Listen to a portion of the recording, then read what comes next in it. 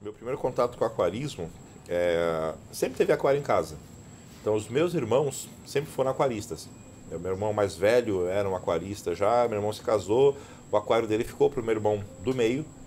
E eu sempre, desde criança, eu ia comprar peixes com eles numa loja que fechou ano retrasado, inclusive em São Paulo, uma loja hiper tradicional, funcionou por mais de 40 anos no mesmo lugar, que era Aquários do Brasil. Então eu ia, ajudava a escolher peixe, e aí com 9 para 10 anos mais ou menos, eu ganhei meu primeiro peixe mesmo, que foi um Oscar. E aí eu coloquei esse Oscar no aquário do meu irmão, ele comeu todos os peixes do meu irmão, e aí tudo começou. Eu tinha uns 9 anos, foi o primeiro contato. Tínhamos vários tanques, meu pai gostava muito, tinham vários tanques de alvenaria e caixas d'água também, pequenos. E que naquela época era o que? A espada lira, espada vermelha, molinésias pretas, platis. Eram basicamente esses peixes. E vindo para essa casa aqui, que é próxima a essa outra que eu falei, realmente aqui nós fizemos muitos tanques. Com os 12 anos eu passei até a vender em feira, a famosa Feira dos Pássaros, e nós tirávamos reprodução de vários peixes aqui, né? E outros nós tínhamos pessoas que criavam, que nos revendiam para eu levar para a feira. Eu sou nascido e criado em São Paulo, então teoricamente, né, São Paulo, por ser uma capital, você teria mais facilidade de ter certas coisas. Só que no início, quando eu comecei com o aquarismo, na minha adolescência principalmente, eu vi isso daí, o Brasil era um país fechado para importações. Então você não tinha acesso a equipamentos de fora, a indústria nacional era muito fraca, ela não produzia o que nós precisávamos e o que nós queríamos de fora não chegava. Até que com a abertura das importações, aí tudo mudou, aí começou a chegar muita coisa diferente, produtos novos que a gente não tinha acesso. Só que aí eu me afastei do aquarismo. Eu passei alguns anos fora, mexendo mais com répteis, né? Então, Sim. sem estar com aquário. Quando eu voltei para o aquarismo, eu vi uma situação completamente diferente. Você tinha muito equipamento, você tinha informação disponível em livros, você tinha internet já que podia te dar muita coisa. E eu percebia que o nível dos aquaristas era muito baixo de conhecimento. As pessoas parecem que não tinham interesse em aprender sobre aquarismo. Só queriam montar lá o aquário delas, o peixe ia viver 6 meses, durou um ano, nossa, meu peixe durou um ano, durou muito. Por quê? Erros básicos, erros assim, erros crassos que aconteciam, que a pessoa não se atia, que ela estava matando o peixe dela mais cedo. E essa foi a minha entrada no aquarismo. Eu percebi que tinha muita coisa que eu podia ensinar para essas pessoas, mostrar técnicas para você manter os peixes durante mais tempo. Então, o que mudou? Há 10 anos atrás, quando eu voltei, 10 11 anos atrás, eu ouvia das pessoas experientes da época, né, as referências do aquarismo na época, que pH não era importante você medir. Que pH era um parâmetro que não fazia diferença, pH não matava peixe. E eu sabia que isso aí era uma bobagem, o pH é uma das coisas que mais mata peixe. Hoje você já tem essa informação bem veiculada, então você percebe que o nível técnico dos aquaristas subiu assim muito nesses últimos tempos, graças à internet, graças a YouTube, graças ao WhatsApp também. Então eu vejo o aquarismo num patamar muito mais alto hoje de informação do que há 10 anos atrás, por exemplo. Quando eu iniciei, há 40 anos atrás, a dificuldade de equipamentos, preços, até lâmpadas eram boa parte importadas, depois surgiram algumas, equipamentos como compressor, que era de uma marca chamada Brasil, de duas saídas, na época eram bombas que gastavam 18 watts, hoje bomba, um compressor de duas saídas gasta uns 5 watts, quer dizer, a dificuldade de equipamentos. E também uma grande dificuldade de medicamentos, que antes se usava muito azul de metilena, permanganato de potássio, o sal era utilizado, não tinha como não utilizar naquela época, com banho rápido, né? Mas que hoje esses produtos ficaram um pouco de lado, bastante de lado, porque hoje tem medicamentos voltados para aquarismo, lojas de aquário possibilitam isso ao aquarista, de resolver os seus problemas os problemas que vão aparecendo nos seus peixes com os devidos medicamentos voltados para aquarismo. Bom, Marcos, eu vim aqui pela primeira vez, acho que há 3 anos atrás, e eu lembro do pessoal comentando que existia uma dificuldade muito grande dos aquaristas aqui de Fortaleza de conseguir coisas básicas, como chegar numa loja de aquário e comprar uma bomba de recalque mais potente, né, para um aquário de jumbo, que isso não tinha à venda em loja. Que as lojas tinham, parece que, alguma resistência em trazer novidades, né, equipamentos novos aqui. Como que está hoje o panorama do aquarismo aqui no Ceará? Eu acredito que que hoje a maioria dos jumbistas, eles têm bomba potente, graças às empresas daqui mesmo, locais, que começaram a trazer, possibilitaram isso. Hoje a maioria dos aquaristas usa bomba de 6.000, 12.000, bombas modernas, que realmente ajudam muito a circulação da água nos aquários e com certeza ajudando bastante na filtragem. Você acha que aumentou o número de aquaristas nesses 3 anos, de jumbistas principalmente nesses 3 anos aqui em Fortaleza? Sim. Eu acho que com aquele evento de 2018, o que foi um acontecimento aqui único, que ainda continua como o maior evento que teve, um evento no NPDM, no lugar da Faculdade Federal, foi um evento muito bom, muito bem realizado, muito bem organizado e que com isso continua até hoje o trabalho, né? Eu acho que todos os lojistas e eu no meu lugar aqui, eu continuo fazendo a minha parte, como sempre eu digo nos grupos, que fortalecer o aquarismo é bom para todos. E eu acho que vem caminhando, vem crescendo mesmo com as dificuldades que nós estamos enfrentando. Sim, é que inclusive, para quem não conhece a história, né? Esse primeiro evento, quem entrou em contato comigo para saber se eu teria disponibilidade de estar vindo para esse evento foi o Marcos Maia. E esse segundo evento que estamos realizando agora, a mesma coisa. Quem fez a organização, quem juntou o meio de campo ali, conseguiu fazer que acontecesse, foi você, né? Foi a tua insistência de buscar parceiros, de buscar alternativas que fez tudo isso acontecer, né? Sempre a existência de parceria é algo muito importante para a realização. E aqui nós precisamos dessa parceria. E realmente, da primeira vez, foi muita gente envolvida. Dessa vez, lojas grandes, sérias, conhecidas aqui, se envolveram nesse projeto. Um projeto que visa o bem comum, que é algo que todos ganham de alguma maneira. E é um evento que vai acontecer sexta, sábado e domingo no Pesque Pague, com a união de grupos de aquarismo, que uma parte da força do aquarismo está nos grupos, que realmente os grupos de aquarismo representam uma grande força, porque lá tem aquaristas, simpatizantes, inclusive lojistas, né? Então isso tudo fortalece o segmento e vem caminhando muito bem. O evento presencial, com certeza, tem a sua grande importância, porque tem a interação naquele momento entre as pessoas. As pessoas vão para um evento desse, além de ouvir o palestrante, reencontrar amigos, conhecidos de muito tempo, outros aquaristas, e conversar exatamente sobre esses assuntos e muito mais. Então fica bem diferente de um online. O presencial, em primeiro lugar, e realmente como passou mais o perigo dessa pandemia, realmente esse evento vai ser muito bom. O que eu vejo, tá? Eu fiz treinamentos online, primeiramente, e depois fiz treinamentos presenciais. O que eu percebi de diferença desses treinamentos? O online, ele é uma coisa muito impessoal. Então a pessoa é online, deixa lá aberto, não existe a interação que existe num evento presencial. A interação social é uma coisa muito importante para as pessoas. Então a pessoa, quando está ali do teu lado, que está ouvindo você falar, ela quer perguntar, ela tem um interesse a mais de saber, de fazer uma pergunta extra, que se fosse assistindo numa tela de computador, num celular, ela não faria. Então esse calor, né, essa interação do presencial, o online nunca vai conseguir ter. Sim.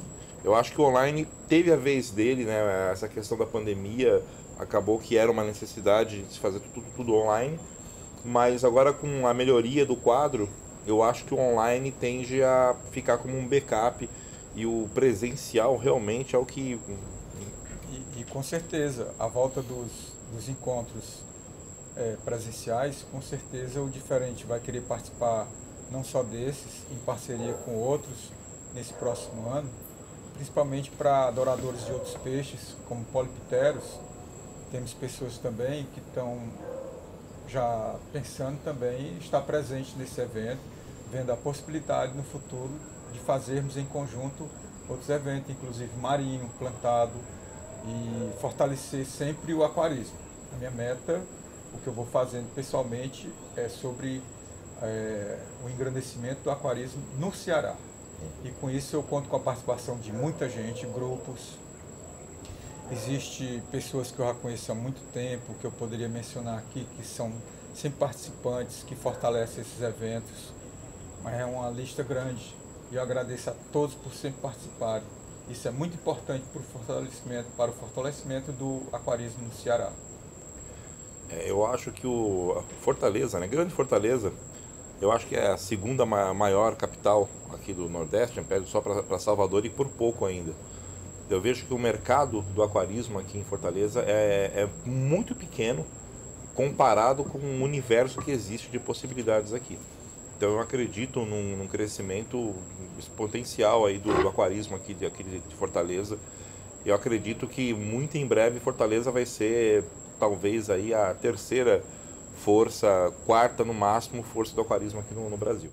Eu acho que o aquarismo no Brasil é uma fatia muito pequena. Quando você analisa, por exemplo, as grandes feiras PET na Europa, você tem aí 80% da feira é aquarismo, 20% é cachorro, gato e aves. Então o aquarismo é disparado o hobby mais presente na casa, né? É mais fácil você achar um aquário na casa de um europeu do que um cachorro, ou do que um gato. Aqui no Brasil a gente tem um movimento inverso. A Pet South, que é realizada lá em São Paulo, é mais ou menos aí 85% da feira é cachorro e gato. Aquarismo aí é um pouco mais de 10% só. Então nós somos ainda um mercado muito grande e mal explorado para o hobby, né, para o aquarismo. O que eu acho que ainda falta e que as pessoas precisam se conscientizar, as lojas principalmente, é a ideia de formar novos aquaristas. É de mostrar que o aquarismo não é aquele hobby caro que todo mundo acha que vai gastar um rio de dinheiro com aquarismo. Não é um hobby hiper difícil que você tem que ser PhD pela Oxford para poder ser um aquarista. Né? Então dá para você ter aquário bonito gastando não tanto, né? Como um hobby tem gastos, claro, mas que não é tão gastoso e nem tão trabalhoso e difícil como muitas pessoas pensam. Para começar a trazer mais gente para esse hobby, realmente. Com a pandemia, com a proibição de baladas, bares, viagens, as pessoas ficaram em casa. Então, o que eu percebi um ano e meio, quase até os 2 anos da pandemia, foi um crescimento muito grande do aquarismo em São Paulo. Porque como as pessoas estavam em casa, aquário desestressa, aquário relaxa. Então muitas pessoas que não tinham aquários montaram aquários, muitas pessoas que já tinham aquários montaram aquários maiores. Quem já tinha aquário grande deu um upgrade no aquário, comprou peixes novos, comprou equipamentos novos. Então o aquarismo cresceu muito.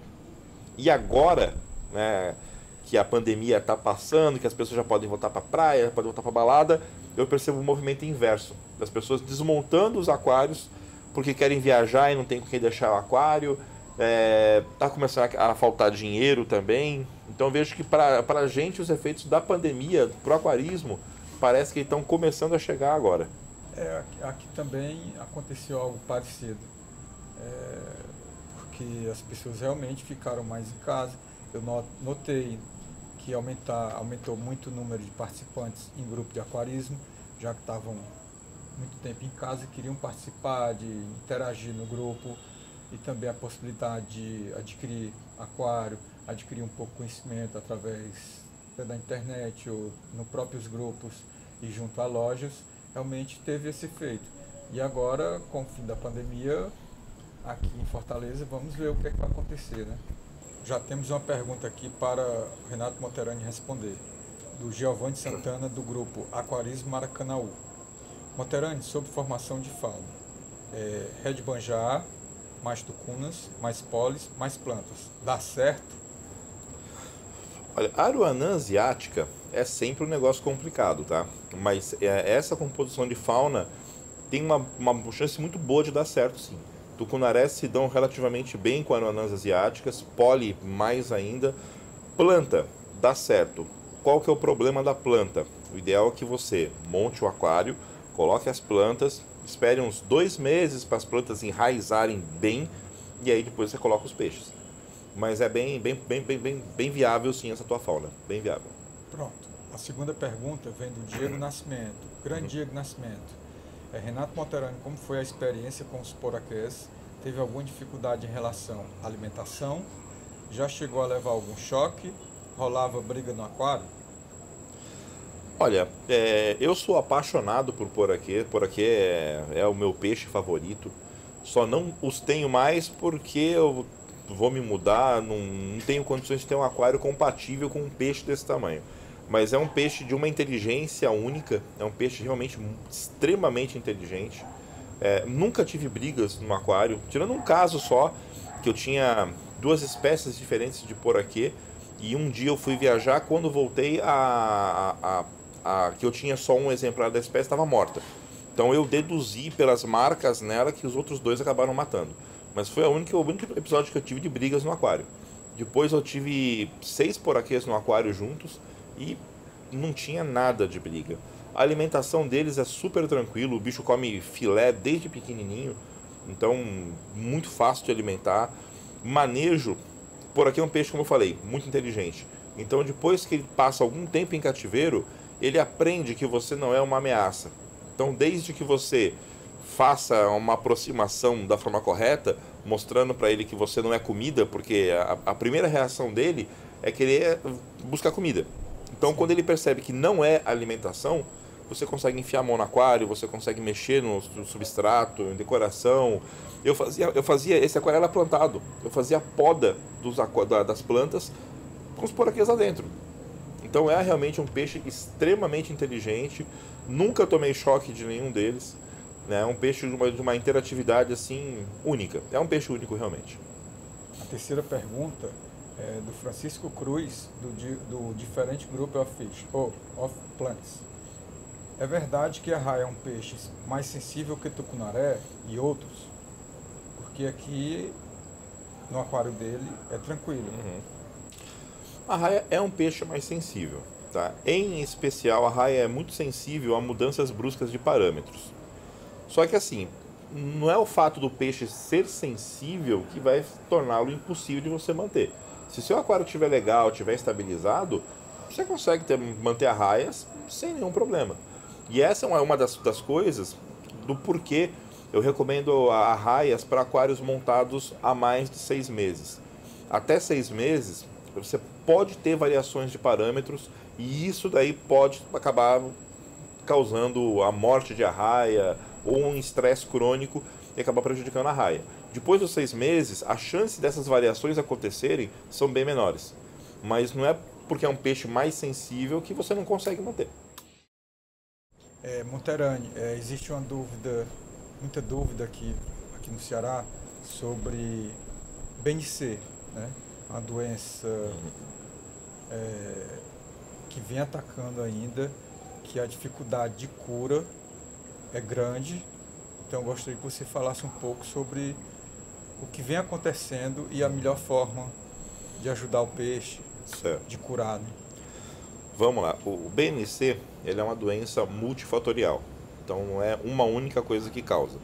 Uma das coisas que espoletam, que está presente em todos os casos, é um parasita, um protozoário chamado Hexamita, que hoje mudou de gênero, é Spironúcleus. Então todos os casos de BNC tem esse parasita envolvido.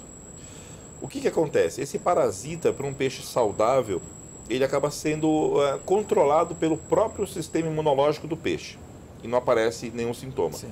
Quando acontece alguma modificação, o peixe apanha, a temperatura cai, a água não está tão legal, o sistema imunológico do peixe cai, esse parasita se reproduz demais e causa a doença no peixe. Tratamento para ela. O principal medicamento é o metronidazol, porque ele mata protozoário flagelado. Tá? E isso daí eu tenho visto, até me mandaram um áudio de uma pessoa, não sei quem é, tá? Mas aparentemente alguém aqui do Nordeste, talvez da Bahia, questionando o tratamento a cada 48 horas. Porque o BNC, a vida dele é 8 horas. Existe um erro muito comum nas pessoas de pegar um comportamento de um medicamento no ser humano e trazer isso para o tratamento no peixe. Então isso acontecia com temperatura com metronidazol. O pessoal falava, metronidazol de uso humano só funciona a 36 graus. Então você teria que subir a água do teu aquário a 34 graus para o BNC, para começar a fazer efeito do metronidazol. Isso é uma lenda. Metronidazol não depende de temperatura para funcionar. Agora essa questão de durar só 8 horas no aquário, realmente, no ser humano, a meia-vida do metronidazol é 8 horas. Só que ele ainda fica com resíduo no sistema durante 44 horas. Na água, existe um trabalho científico publicado com trutas que mostrou que o metronidazol ele permanece em suspensão na água por 48 horas, depois ele decanta. Existem trabalhos científicos mantendo o metronidazol em soluções aquosas com água destilada, em que ele se mantém praticamente inalterado por 5 dias em água. Então esse negócio de 8 horas ele não funciona mais, não, isso é balela, isso aí é invenção, não sei porquê, não sei de quem que inventou esse negócio. E aí a pessoa propõe um novo tratamento, reaplicando a dose a cada 8 horas durante 3 dias. Funciona? Funciona, você está triplicando a dose. Então, se você tem uma dose mínima para tratar uma doença e você aumenta essa dose, você vai conseguir curar a doença, claro. Problema, o metronidazol hoje, na Europa, ele foi banido. Então, o metronidazol é proibido para uso em piscicultura comercial. Por quê? Ele, em grande quantidade, ele causa má formação genética, então ele é teratogênico, ele pode modificar as ninhadas que vão vir de peixes submetidos a esse tratamento. É carcinogênico e mutagênico. Então, em pisciculturas comerciais, ele não pode mais ser utilizado, só para aquarismo. E essa exposição em grande quantidade durante bastante tempo é o que pode causar esses sintomas. Então, esse tratamento que está sendo proposto a cada 8 horas funciona? É claro, você está dando uma dose muito maior do que é necessária. Só que você pode causar malformações nas próximas gerações de peixes tratados com isso daí. Então, muito cuidado quando vocês ouvirem informações de internet. Sabe aquele papo do tiozinho do Zap? É exatamente isso daí. Você ouve uma coisa, você replica sem checar a fonte, sem checar verdade por trás daquilo ali e acaba propagando uma fake news. Então, muito cuidado com coisas. O que eu recomendo para BNC? Tratamento no aquário todo. Isso também é importante, porque se você separa só o peixe que está doente, os outros peixes que estão no aquário, eles estão contaminados com parasita, só não estão manifestando a doença. Você separou o peixe doente, tratou, ele ficou bom. Você vai voltar para o aquário, daqui a 3 meses ele vai voltar a aparecer doente de novo. Por isso que as pessoas falam que o BNC não tem cura, porque eles normalmente tratam de forma errada. Sim. Então tem que se tratar o sistema inteiro. E aí o tratamento, inclusive, esse trabalho científico com a truta é o que baseou a formulação de um medicamento da Siquem contra o BNC. Existe um medicamento à base de metronidazol da Siquem, que é exatamente essa dosagem a cada 48 horas para tratamento dessa doença. Então, basicamente, é isso. Os buracos que ficam na cabeça do peixe, normalmente eles são causados por bactérias também. Então, o ideal é que você trate o aquário e faça a asepsia das feridas, né, com água oxigenada, com nebacetinho, com polvidinho depois, para fazer com que essas feridas se fechem e aí você consegue erradicar a doença do seu aquário. Estamos aqui no Cantinho do Diferente, Group of Fishes, que nesse pedacinho da natureza aqui que eu cuido com muito carinho. e aqui o Renato Moterani. Amanhã vai ter o evento da Animale, sábado na Império, domingo no Pesque Pague. Eu gostaria muito da presença de todos vocês nesses eventos. Eu acredito que isso vai fortalecer bastante nosso hobby. E vou passar a palavra aqui ao Renato para falar diretamente. Pessoal, aproveitem essa chance que vocês têm, tá? Eu tive o cuidado de preparar 3 palestras diferentes, então elas meio que se completam realmente. Então a primeira, amanhã na Animale, é um apanhado geral sobre aquarismo jumbo. Império, compatibilidade de fauna, tá? Mostrando as dificuldades que você pode ter, o que você tem que fazer para você conseguir montar uma fauna de jumbos da forma correta, para ter menos problema. E fechando domingo, filtragem e alimentação, que é algo muito importante também para o nosso hobby. Então compareçam, prestigiem o evento, porque quem ganha são vocês.